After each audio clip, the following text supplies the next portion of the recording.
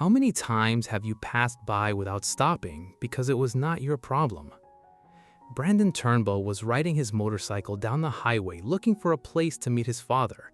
He had a destination, he had a plan, and then he saw something on the side of the road that made all of that stop mattering. A man had just pulled off the road. Brandon thought he needed help. He pulled over. But what he found when he got there was not what he expected. And what he did in the next few minutes was recorded by someone who was there. That recording traveled around the entire world. Brandon is an American motorcyclist and musician. He enjoys those moments when he hits the road alone, with nothing but his bike and the road ahead. That day, he was riding peacefully when he saw the car pull off the road. He braked. He pulled over thinking the driver was in trouble. But the driver did not need help. What Brandon saw when he arrived was a man abusing a small white dog on the side of the road and then leaving him there, alone, and driving away. Brandon did not think twice. As soon as the car drove off, he ran to the little dog.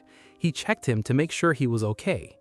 The animal looked at him with those eyes of someone who has just been through something he does not understand and does not know what comes next. Brandon could not leave him alone on that road.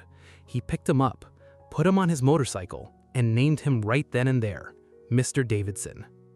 As soon as the little dog got on the motorcycle, something in him changed, as if he understood in his own way that the worst was already over, and that this man who smelled of road and gasoline was exactly the person he needed to find that day.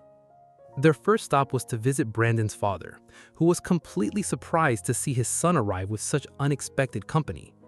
The three of them spent the afternoon together, like the family they had just formed without planning it. And then came the moment that changed everything. Brandon made a decision. He was not going to find Mr. Davidson a home. He was not going to take him to a shelter. He was going to keep him.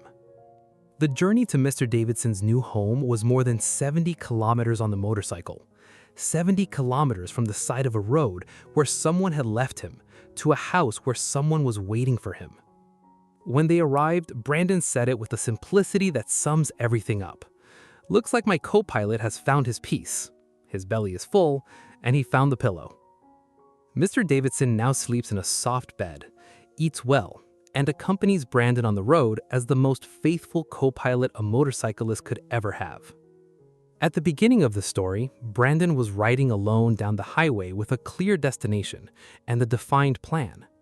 In the end, he arrived home with a co-pilot that destiny had placed in his path without warning.